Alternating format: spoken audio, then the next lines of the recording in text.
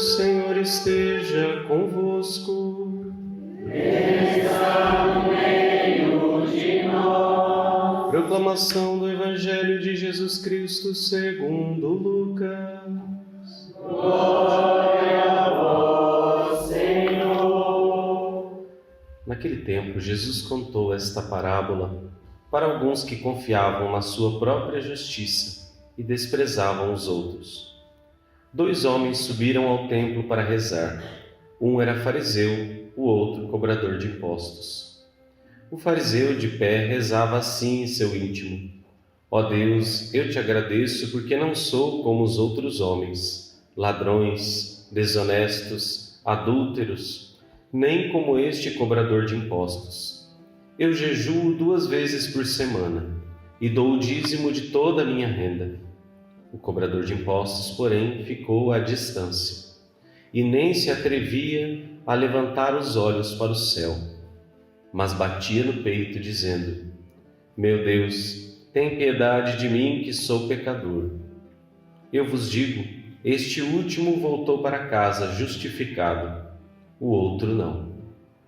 Pois quem se eleva será humilhado, e quem se humilha será elevado. Palavra da salvação. Glória a vós, Senhor. Ave Maria, cheia de graça, o Senhor é convosco.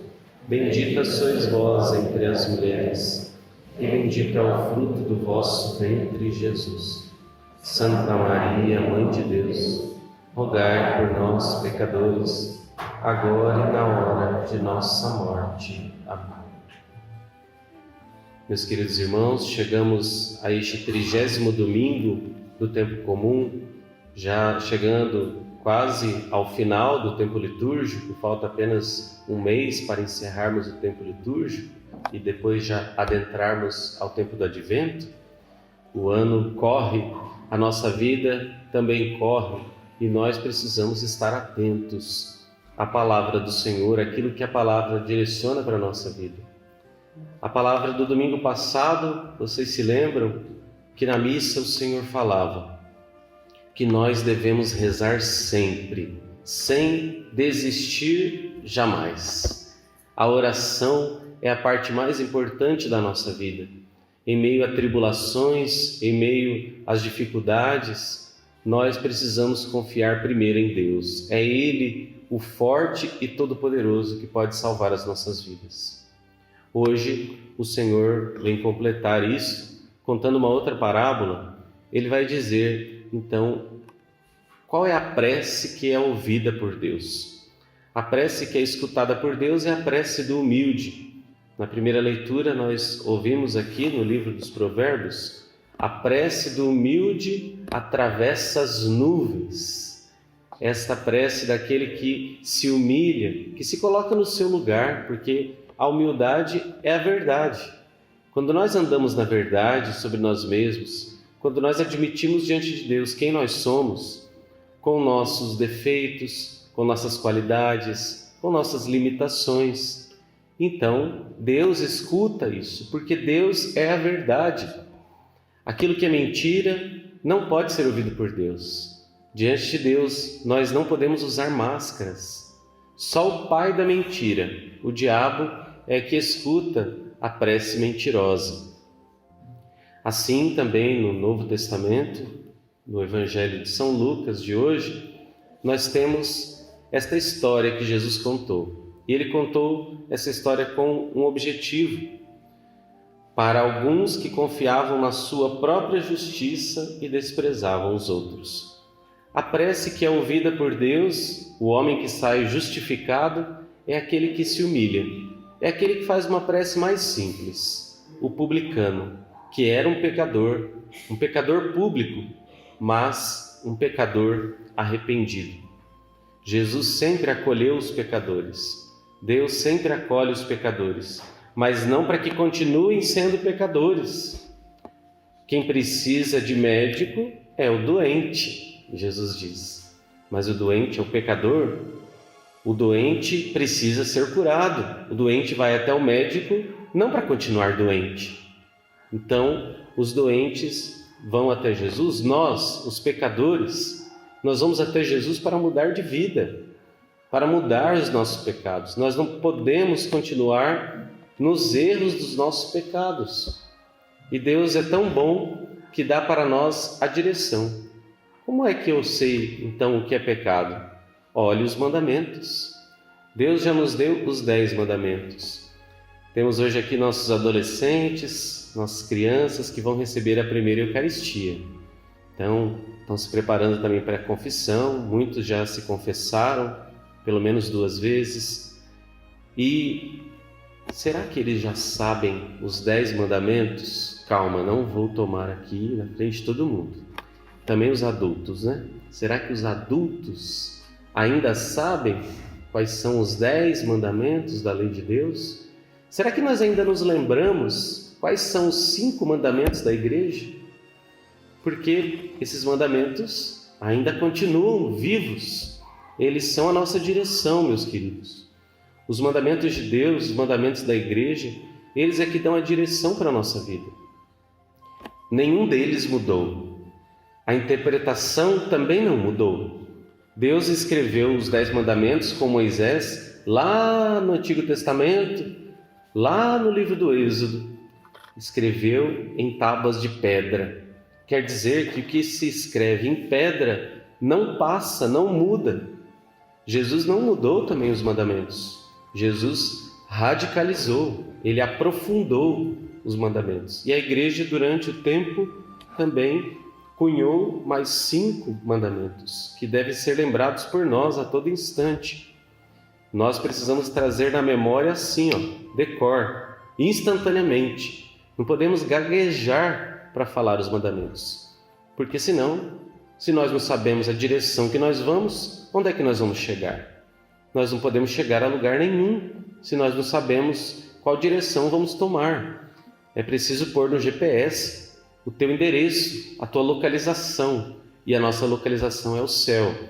Deus quer isso para nós. Então, meus queridos, esta oração do fariseu, ela não é escutada por Deus. Por quê? Ele começa até bem, chama Deus de Deus, né? Ó Deus, eu te agradeço. Faz uma oração de gratidão. Deus se pôs até para ouvir. E agora, o que será que ele vai dizer? E depois ele começa a voltar para o pecado dos outros e também voltar-se para si mesmo, elogiando a si mesmo na oração. Então a oração dele não está mais atravessando as nuvens, a oração dele está indo só para a direção dele mesmo, acusando os outros e exaltando a si mesmo. É o orgulhoso, ele então se exalta. Jesus quer também com esta parábola nos ensinar como nós podemos nos confessar. Como confessar bem? Quem se confessa bem? Primeiro de tudo, quem está arrependido. Aquele que se arrepende dos seus pecados. Aquele que se reconhece pecador. Mas só reconhecer-se não basta. Se a gente vai para o confessionário e a gente só diz, fiz isso aí, tal. Mas se a gente não está arrependido, então a confissão não vale, ela é inválida. Deus não pode nos perdoar se a gente não se arrepende.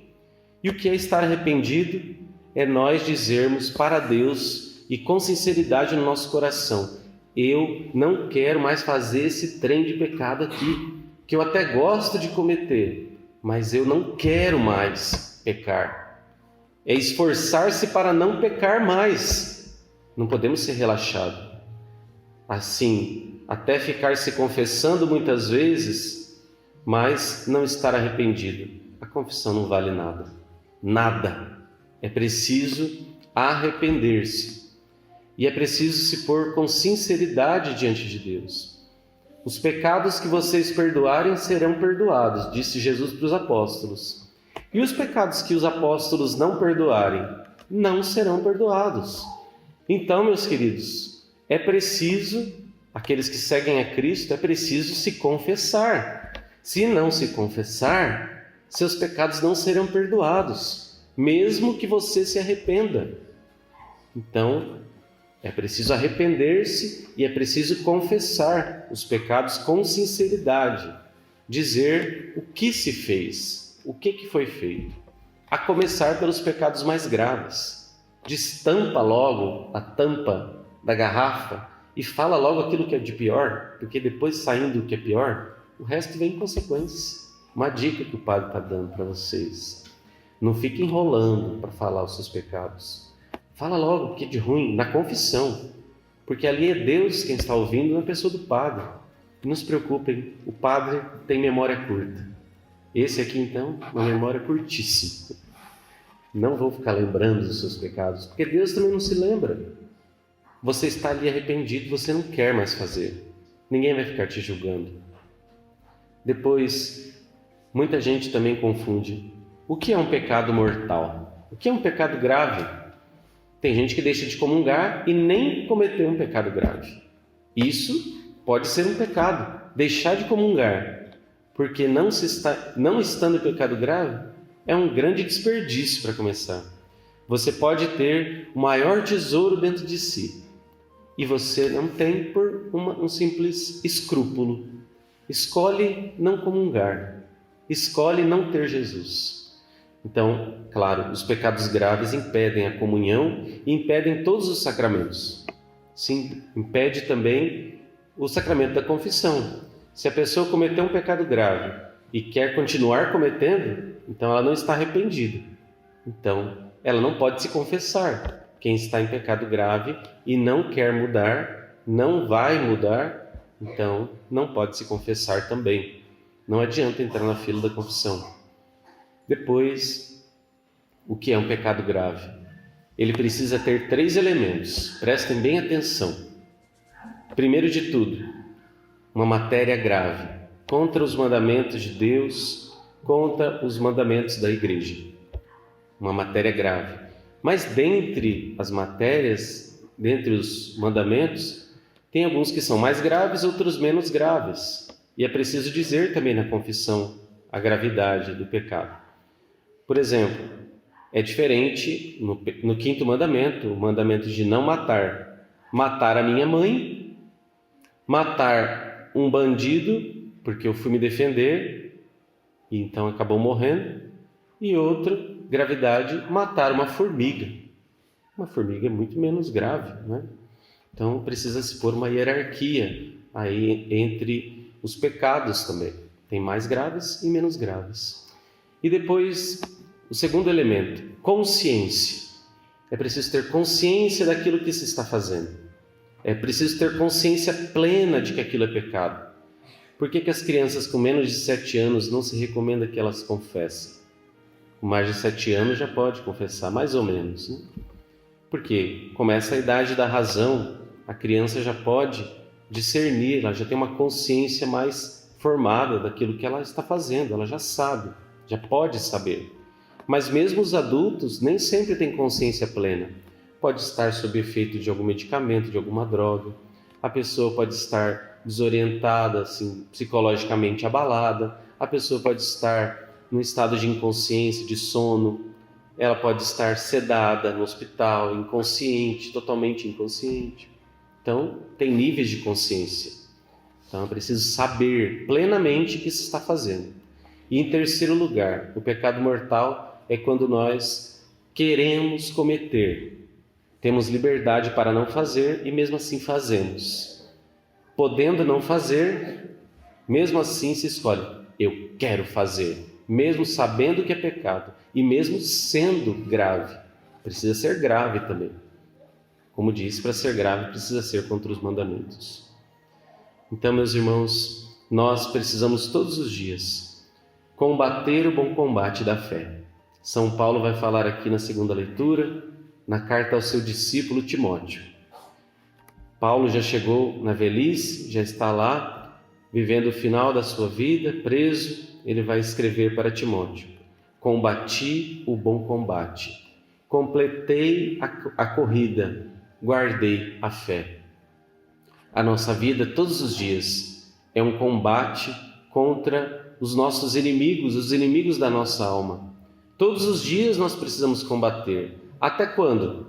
Até o final. Os nossos inimigos são o diabo, Satanás. Ele vem nos tentar a todo instante. No fim da vida vai vir de uma maneira ainda mais forte. Nós temos o segundo inimigo, que é o mundo. E hoje o mundo está muito explicitamente voltado para o demônio, com seus contravalores, um mundo que tem leis anticristãs, o anticristo que reina no nosso mundo. E o terceiro e pior inimigo, o inimigo mais violento que nós precisamos vencer todos os dias, nós mesmos, a nossa carne. Nós somos o nosso pior inimigo.